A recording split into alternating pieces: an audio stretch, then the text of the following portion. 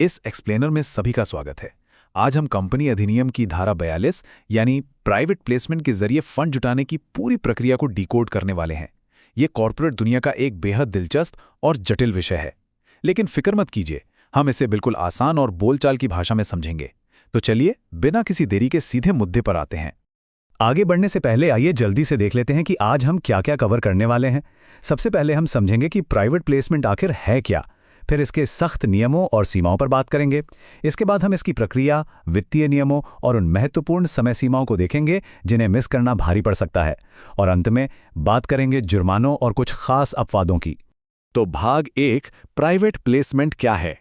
मान लीजिए एक कंपनी को पैसे की सख्त जरूरत है, लेकिन वो शेयर बाजार में जाकर आम पब्लिक से पैसा नहीं मांगना चाहती। तो अब क्या विकल्प बचता है? यही एंट्री होती है प्राइवेट प्लेसमेंट की। कानून के अनुसार इसका सीधा सा मतलब है व्यक्तियों के एक चुनिंदा समूह को शेयर या प्रतिभूतियों खरीदने का ऑफर देना। ध्यान रहे, ये कोई पब्लिक ऑफर नहीं है। इसमें एक बहुत ही खास कैटेगरी भी आती है जिसे क्वालिफाइड इंस्टीट्यूशनल बायर या शॉर्ट में QIB कहते हैं। ये सेबी द्वारा मान्यता प्राप्त बड़े संस्थागत निवेशक होते हैं। तो मूल रूप से ये आम जनता को छोड़कर कुछ गिने चुने लोगों या बड़ी संस्थाओं से पैसे जुटाने का एक शानदार तरीका है। चलिए अब बढ़ते हैं भाग 2 की तरफ, नियम और सीमाएं। अब चूंकि ये एक प्राइवेट ऑफर है तो जाहिर है कंपनी हर किसी को तो नहीं बुला सकती है ना। यहीं पर कानून ने एक सख्त लाइन खींच दी है और वो जादुई नंबर है 50। जी हां, एक बार में कंपनी का बोर्ड अधिकतम 50 ऐसे लोगों की पहचान कर सकता है जिन्हें यह प्रस्ताव दिया जाएगा। ये वो बेसिक लिमिट है जो इस पूरे प्रोसेस को सच में प्राइवेट बनाए रखती है। लेकिन रुकिए, कहानी में एक और ट्विस्ट है। एक फाइनेंशियल ईयर यानी वित्तीय वर्ष में किसी एक विशेष प्रकार की सिक्योरिटी के लिए ये गिनती कुल मिला के 200 लोगों से ज्यादा किसी भी कीमत पर नहीं हो सकती। ये एक एब्सोल्यूट मैक्सिमम लिमिट है।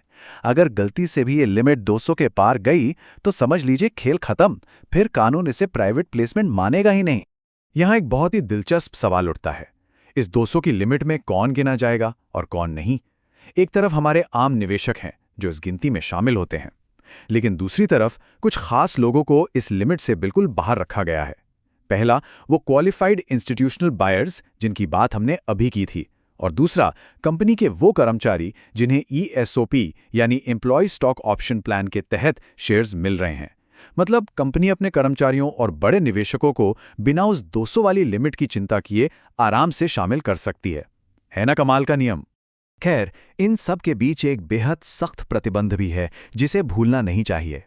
अगर कंपनी किसी ऐसे देश के व्यक्ति या संस्था को यह ऑफर दे रही है जिसकी जमीनी सीमाएं भारत से जुड़ी हुई हैं, तो सावधान, इसके लिए फेमा यानी विदेशी मुद्रा प्रबंधन अधिनियम के तहत पहले सरकार से मंजूरी लेना 100% अनिवार्य है। इसके बिना कोई भी एप्लीकेशन वैलिड नहीं मानी जाएगी। अब हम आते हैं भाग 3 पर, प्रक्रिया और वित्तीय नियम। ये समझना बहुत जरूरी है कि ये सिर्फ किसी से पैसे लेने और उसे शेयर थमा देने का काम नहीं है। इसका एक पूरा लीगल प्रोसेस है। सबसे पहले कंपनी के बोर्ड को एक बोर्ड रेजोल्यूशन पास करना होता है। इसके बाद शेयर धारकों की एक मीटिंग बुलाकर स्पेशल रेजोल्यूशन यानी विशेष प्रस्ताव पास कराना होता है। फिर इस प्रस्ताव को आधिकारिक तौर पर रजिस्ट्री में फाइल किया जाता है और इन सब के बाद ही कंपनी वो ऑफिशियल ऑफर लेटर जारी कर सकती है जिसे फॉर्म PAS4 कहा जाता है। हर एक कदम बिल्कुल साफ और पारदर्शी होना चाहिए। और जब बात पैसे के लेन देन की आती है तो नियम सच में बहुत सख्त हो जाते हैं।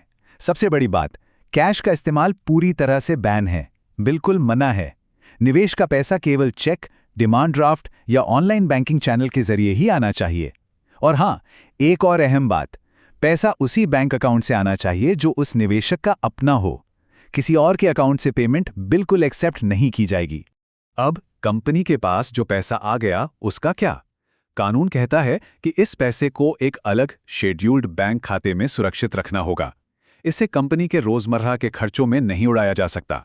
इस पैसे का इस्तेमाल सिर्फ 2 ही चीजों के लिए हो सकता है। पहला, इन्वेस्टर्स को शेयर अलॉट करने के लिए, या फिर दूसरा, अगर किसी वजह से अलॉटमेंट नहीं हो पाता है तो उनका पैसा वापस लौटाने के लिए। बस, इसके अलावा कोई तीसरा विकल्प है ही नहीं। इन सब में एक पॉइंट जो बिल्कुल मिस नहीं करना है, वो ये कि भाई अगर ये प्राइवेट प्लेसमेंट है तो इसे हर हाल में प्राइवेट ही रहना चाहिए। कंपनी इस ऑफर के बारे में अखबारों में विज्ञापन नहीं दे सकती, ना ही किसी मीडिया, मार्केटिंग या डिस्ट्रीब्यूशन चैनल का इस्तेमाल कर सकती है। अगर कंपनी ऐसा करती है तो ये प्राइवेट प्लेसमेंट के मूल सिद्धांत का ही सबसे बड़ा उल्लंघन माना जाएगा। अब हम इस एक्सप्लेनर के सबसे थ्रिलिंग और तनावपूर्ण हिस्से में एंटर कर रहे हैं। भाग 4, महत्वपूर्ण समय सीमा। कंप्लायंस की दुनिया में समय ही सब कुछ है। इसे एक टिक टिक करती टाइम बॉम्ब वाली घड़ी की तरह समझें। चलिए टाइमलाइन देखते हैं। डे 0 यानी जिस दिन एप्लीकेशन का पैसा मिला, यहां से कंपनी के पास शेयर अलॉट करने के लिए पूरे 60 दिन होते हैं।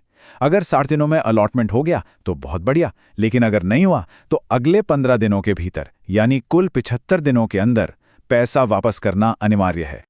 और अगर कंपनी वो 75 दिन वाली डेडलाइन मिस कर दे तो फिर शुरू होता है असली दर्द। 60वां दिन खत्म होते ही कंपनी को उस पैसे पर 12% प्रति वर्ष की दर से ब्याज चुकाना पड़ता है। सोचिए, 12%, ये किसी भी कंपनी के लिए एक बहुत भारी वित्तीय झटका साबित हो सकता है। अच्छा, मान लीजिए 60 दिनों के भीतर सब कुछ सही से अलॉट हो गया, तो क्या अब कंपनी चैन की सांस ले सकती है? बिल्कुल नहीं। अलॉटमेंट के ठीक 15 दिनों के भीतर रजिस्ट्रार के पास फॉर्म PAS3 यानी रिटर्न ऑफ अलॉटमेंट फाइल करना होता है। साथ ही फॉर्म PAS5 में इस पूरे प्रोसेस का एक रिकॉर्ड मेंटेन करना पड़ता है। मतलब पेपरवर्क एकदम अप टू डेट होना चाहिए। अब आते हैं हमारे आखिरी और 5वें भाग पर, दंड और अपवाद। अगर कोई कंपनी इन सख्त नियमों को हल्के में ले तो क्या होगा? जरा इन जुर्मानों की तुलना करके देखते हैं। अगर सिर्फ फॉर्म PS3 फाइल करने में देरी होती है तो कंपनी को हर दिन 1000 रुपए की लेट फीस देनी होगी, जो अधिकतम 25 लाख रुपए तक जा सकती है। लेकिन अगर कंपनी ने सेक्शन 42 के मुख्य नियमों को ही तोड़ दिया तो जुर्माना कितना होगा पता है? जितनी रकम जुटाई गई है वो, या 2 करोड़ रुपए, दोनों में से जो भी कम हो, सीधे सीधे करोड़ों का रिस्क। और सिर्फ फाइन ही नहीं, कानून इसे कितनी गंभीरता से लेता है इसका अंदाजा इसी बात से लगा सकते हैं कि अगर कंपनी लिमिट क्रॉस कर दे या नियम तोड़ दे तो उस ऑफर को कानूनी रूप से पब्लिक ऑफर मान लिया जाएगा। इसका सीधा सा मतलब है कि अब कंपनी पर सेबी और SCRA के वो सारे भारी भरकम नियम थोप दिए जाएंगे जो आमतौर पर स्टॉक मार्केट में लिस्टेड कंपनियों पर लगते हैं। ये सच में एक बुरा सपना साबित हो सकता है। हालांकि हर किसी के लिए नियम इतने भी कड़े नहीं हैं। कुछ खास कंपनियों को थोड़ी राहत दी गई है, जैसे कि IFC कंपनियों को अलॉटमेंट के लिए 60 की जगह 90 दिनों का समय मिल जाता है। इसी तरह रिजर्व बैंक के तहत आने वाली NBFCs और नेशनल हाउसिंग बैंक के तहत आने वाली हाउसिंग फाइनेंस कंपनियों को भी कुछ छूट मिलती है, बशर्ते वो अपने मेन रेगुलेटर की गाइडलाइंस मान रही हों। इसके अलावा निधि कंपनियों के लिए भी कुछ अलग और आसान प्रावधान है। तो इस पूरे एक्सप्लेनर में हमने देखा कि बिना पब्लिक के पास गए पैसा जुटाना कितना पावरफुल टूल है, लेकिन उन सख्त समय सीमाओं, लंबी प्रक्रियाओं और करोड़ों के जुर्मानों को देखते हुए अंत में एक बड़ा सवाल उठता है, क्या प्राइवेट प्लेसमेंट का ये जोखिम भरा रास्ता हर कंपनी के लिए सही विकल्प है, या फिर इसमें फायदा कम और रिस्क ज्यादा है? इस पर जरूर विचार कीजिएगा। उम्मीद है इस एक्सप्लेनर से आपको धारा 42 के सारे पेज समझ आ गए होंगे। हमारे साथ जुड़ने के लिए बहुत बहुत धन्यवाद।